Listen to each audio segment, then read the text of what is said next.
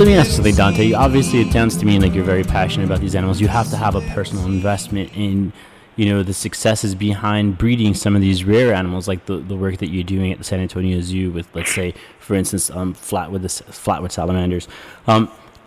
How do you feel as far as the outlook goes when it comes to the point that you're working so hard now, you're collecting these animals and raising them in captivity for a generation to breed, and then I'm assuming it's released the next generation. How do you feel when you're releasing that next generation into an environment whose parameters you really can't control? I mean, are you hopeful that these animals can take to that, or are we just going to be doomed and subject to having them in tanks forever? It's really, that's a great question, and it's something that conservation biologists struggle with throughout their career. And I could name off a long list of prominent names that have sort of departed conservation biology because it's a depressing field to be in. Right. But when you ask something like that, obviously I've got some hope that some of this stuff can be saved.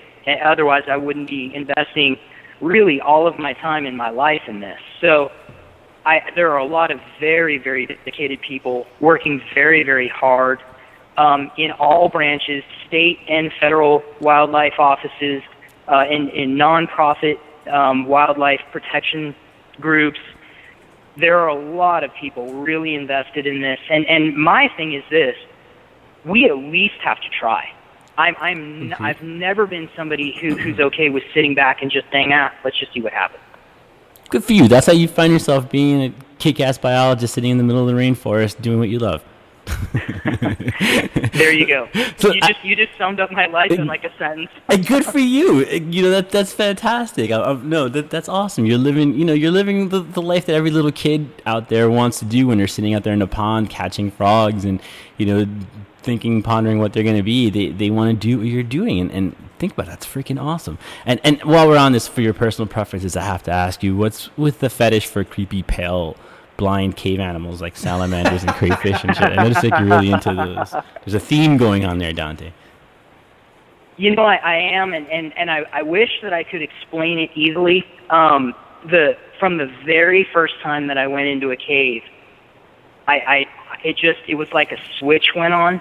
And it's something I'm passionate about. I love everything that lives in caves, not just the salamanders, the fish, the bugs, all the biology is interesting to me. I think, another part that feeds into that a lot of people don't think of at the outset. I work with some incredible people when I work in caves.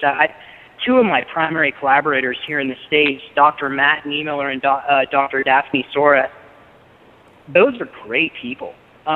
There's a guy who works from the Nature Conservancy in Arkansas by the name of Mike Slay, and he's another one that I cave with all the time. Dr. Geo Graining. I mean, these are people that I've spent huge chunks of my life with. And I mean, when you go below ground with people, it's challenging. You are going places in certain circumstances where there haven't been a lot of people. You really rely on the people that you're with. It's exciting. There's lots of discoveries. You don't want to owe them money. Interesting. You don't want to be in debt. You don't want to be messing with your girlfriends. Nothing like that. No, I can imagine. And you want to be on the up and up. No, seriously, in that environment, I've been of course, it's absolutely nothing compared to what you do. Yourself. No, but I've been cave diving, and I know that it's like. Isn't that spelunking? No, it was. No, it's not spelunking. Shut up! Stop throwing me off. Anyway, I'm a cave diving in Mexico, and it's ridiculous. Like, you have to trust. Like, this dude's making us squeeze through these little holes in the dark, and you have to trust the person that you're with because it's not the place to have like a panic attack or anything like that. But I mean, in general, like even down when you are spelunking, when you're lowering yourself down, there's a lot of equipment involved. There's a lot of teamwork involved in these efforts. Not only that, but just like Dante's saying, to have people that are on the same page as you as far as like your goals out there and learning what you're going to learn. That's priceless, and man, just making me a little more jealous.